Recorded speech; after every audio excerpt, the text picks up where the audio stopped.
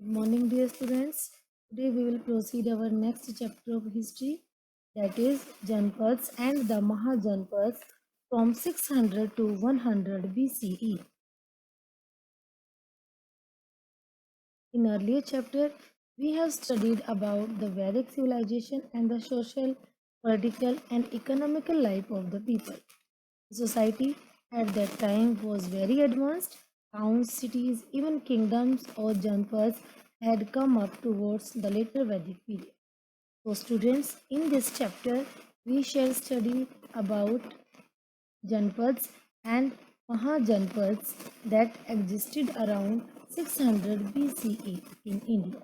The scriptures of Buddhism, Jainism, and the traditional literature, Puranas, are the only source of our information. Now, Janpad, a region inhabited by a tribe, means group of people, or Jan, was called Janpad. Literally, the word Janpad means the land where Jan set its foot. Gandhar, modern Afghanistan, Kuru, Panchal, and Videha, it is located in Uttar Pradesh and Bihar, were some of the important Janpads. Now, Mahajanpad, people belonging to same tribe inhabited a Janpad, but with the expansion means the action of becoming larger of their territories through conquest, they came to be known as Mahajanpads. Now, some Mahajanpads are Magad, Vatsa, Avanti, Kosala, Matsya, Anga, Kashi were some of the important and strong Mahajanpads. Now, Ghan Sanghas, there were few kingdoms where the rulers were chosen by the people of the kingdom. These kingdoms were known as Ghan Sanghas. The office of the rulers were not hereditary. Some of the important Ghansangas were Lichachwes of Vaishali, Sakyas of Kapilvastu, Rijis of Mithila, Malas of Pava, Nagar. Now, some important rulers. First, Bimbisar, 442 to 492 BCE. He was an intelligent and a far-sighted ruler. He had an efficient administration. He never tolerated any inefficient official. Bimbisara's capital was Rajgriha near Patna in Bihar. Now, Ajatashatru, 492 to 460 BCE, the second Magad king established his capital Patliputra in village Patli on the bank of the river Ganga. He annexed Kosala, Kashi, and Vaishali and extended his empire. He built a fortress to keep a watch over Lichachoi rulers to the north of river Ganga. Now, Darshak 460 to 444 BCE. According to Puranas, he became the king of Magad after the death of Ajatashatru. Two important dynasties, Sungas and Nandas, ruled the Magad afterwards. They extended the territories of Magad further. The last king of the Nanda dynasty was Ghananan. He ruled from 345 BCE to 322 BCE. Now we will discuss about the administration of that period. The king was the supreme head of the state.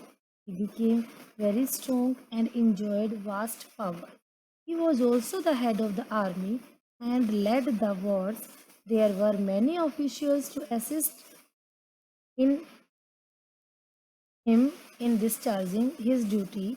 The officials were called Mahamantra. They performed the functions of the ministers, mantris. Other important officials were Sena Nayak, chief of the army, Sangrahastri, treasurers, Purohit, priest, and Gramini, head of the village. Now, social condition. It was based on Varna system, that is Brahmins, Kshatriyas, Vaishyas and Shudras, which formed the foundation of the society.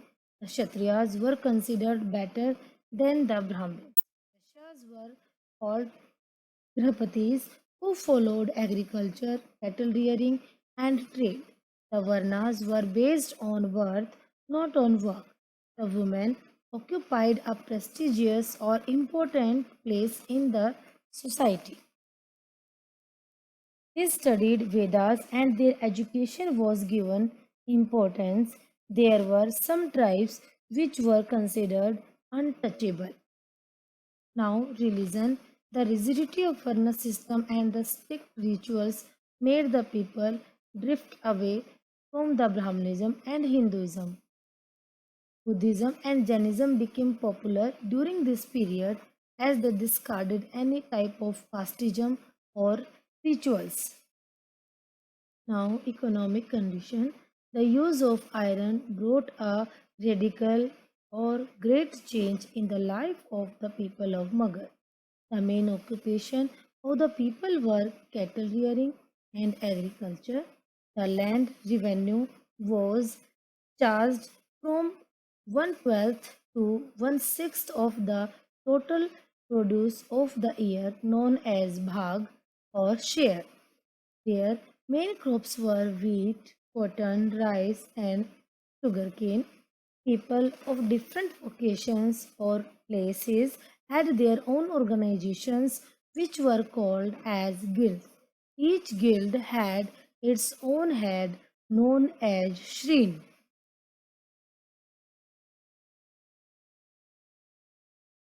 Now, Magad, a successful empire. There were number of reasons for the success of Magad. Present day, we can call it Bihar, like advantageous geographical position as Ganga and its tributaries provided a cheap mean of transportation. Agriculture was widespread and productive. Besides, iron mines were in abundance for tools and weapons. It has two capitals, Rajgira and Patliputra, headed by efficient and far-sighted rulers like Bimbisar and Ajatashatru. An efficient military and civil administration, efficient money system, harmonious social structure, and well-constructed bridges and roads made Magadh first amongst the 16 Mahajanpads of that period. That's all for this chapter. Thank you and have a nice